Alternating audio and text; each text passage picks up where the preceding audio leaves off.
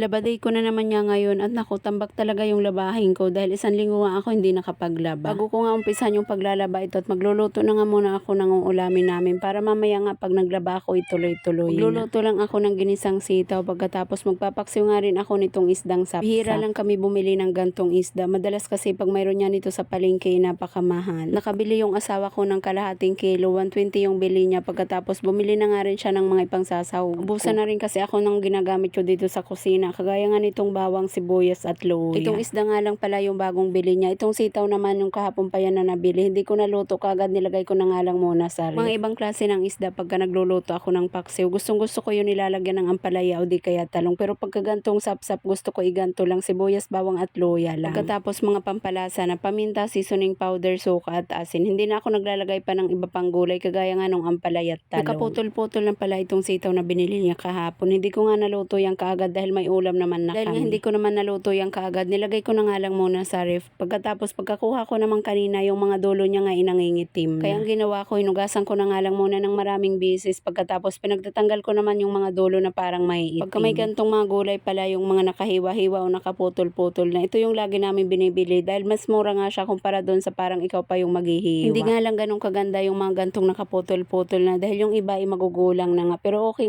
pa naman. Pasensya na nga rin po pala kung ganto kahina yung boses ko. Tulog pa kasi yung mga bata. Ang aga ko nga nag-voice over ngayon. 5:00 pa nga lang ng umaga. Gabi ko nga lang na-edit itong video ko at late na nga. Kaya pagkagising ko ngayon nag-voice over na nga ako kahit tulog pa yung mga bata. At ito, nakaluto na ako ng ulamin namin para sa pananghalian. Naluto na nga itong pinaksiw kong sapsap. Isa talaga itong isda sa mga paborito kong ipaksiw dahil nga napakasarap kahit na medyo matinik. Yung mga anak ko gustong gusto nga rin nila ito pagka nagluluto nga ako ng paksiw. Kaya lang hindi ko yan sila pinaghihimay at hinihimayan ko nga yan sila bago kumain. Medyo matinik din kasi itong isda pagkatapos napakatitigas pa nga ng mga tinik kaya delikado nga dahil maliliit pa nga yung mga anak ko. Kaya ang ginagawa ko bago nga kami mag-umpisa kumain, hinihimayan ko na nga sila dahil tatlo itong mga anak ko, medyo matagal nga rin yung paghihimay ko. Ito naluto na yung aking ginisang sitaw. Madalas naman pagka nagluluto ako ng mga gulay iwalang sahog kaya hindi na nga bago sa amin yung gantong pagkakaluto. Yung paksiw at itong ginisang sitaw na ang ulam namin para sa pananghalian. Kain po tayo. Thank you Lord sa food. Ito bandang tanghali na nga mag-uumpisa pa lang ako maglaba dahil inuna ko na nga muna makapagluto ng ulam namin at makakain ng tanghalian para pag naglaba nga ako ituloy-tuloy na. 1 linggo nga itong labahin ko kaya medyo marami-rami rin. Hindi ko kasi kaya maglaba ng araw-araw dahil naghahatid sundo nga ako sa mga estudyante ko. Hindi ko na nga maisisingit sa gabi yung paglalaba dahil pagod na nga ako kakapabalik-balik sa school pagkatapos nag-aasikaso pa nga ako ng mga babaonin nila. Mga uniform naman nila araw-araw ko yan nilalabahan dahil kakaunti nga lang yan at wala sila susuotin kinabukasan pag hindi ko nga nakusutan tuwing gabi. Pero yung mga pang-araw-araw naman namin ng pinagbihisan, hindi ko na nga yan nalalabhan kaagad at pinapriority ko nga lang malabhan yung mga uniform nila at iba pang ginagamit sa school kagaya nga ng mga towel, ng mga sando at mga short. Minsan naman pagka walang pasok sa school yung mga bata, 2 beses ako naglalaba sa loob ng 1 linggo para hindi nga ako natatambakan ng labahan. Bukod nga doon, hindi rin ako ganong nahihirapan sa pagsasampay dahil maliit nga lang yung sampayan ko. Pag 2 beses nga ako naglalaba sa loob ng 1 linggo, mabilis nga matutuyo yung mga sinasampay. Di kasi ganong dikit-dikit yung pagkakasampay ko dahil kakaunti nga lang yung nilalabhan ko. Pag 2 beses nga ako naglalaba sa loob ng 1 linggo. Di katulad pag 1 beses lang ako naglalaba na napakarami ko talagang sinasampay. Yung mga puti pa nga lang hindi na nga magkasya dun sa sampayan ko sa may bandang bintana. Kaya bukod niya sa pagbabanlaw na napakasakit niya sa balakang at sa likod, isa din yun sa pinoproblema ko yung pagsasampay pagka marami nga akong nilalaba. Yan ito karami yung mga labahan ko ngayon. Kung hindi ako nagkukusot araw-araw ng mga ginagamit ng mga bata sa school, mas marami pa nga itong mga labahan ko. Yung pinakamarami talaga palagi sa mga labahan ko ay yung mga decolor na damit ng mga bata. Yung mga puti kakaunti pa nga yan dahil araw-araw ako nagkukusot ng mga ginagamit nila sa school. Naubusan na nga rin pala ako ng Sunrox kaya yung chlorine na nga lang yung nilagay ko. Kaunti lang naman yung nilagay ko pagkatapos naglagay na nga rin ako nitong tina. Dati nilalagay ko nga yung tina pag huling banlaw ko na sa mga puti. Kaya lang nahihirapan naman ako dahil nagdudubli-dubli nga yung gawain ko. Pagka kasi hindi ko napipiga ng maayos yung mga puti pagka natutuyo, bumabakat nga yung kulay ng tina. Kaya ang nangyayari, yung mga binabanlawan kong mga puti na may bakat ng mga tina, inuulit ko nga yung pagbabanlaw kaya nadudubli nga yung trabaho. Kaya ngayon, ang ginagawa ko, sinasama ko na nga siya dyan sa pagpapaikot sa washing. Kaya lang medyo magastos nga lang sa tina dahil medyo marami-rami nga rin yung nailalagay ko. At ayun lang muna, maraming salamat sa panunood. God bless everyone. Bye!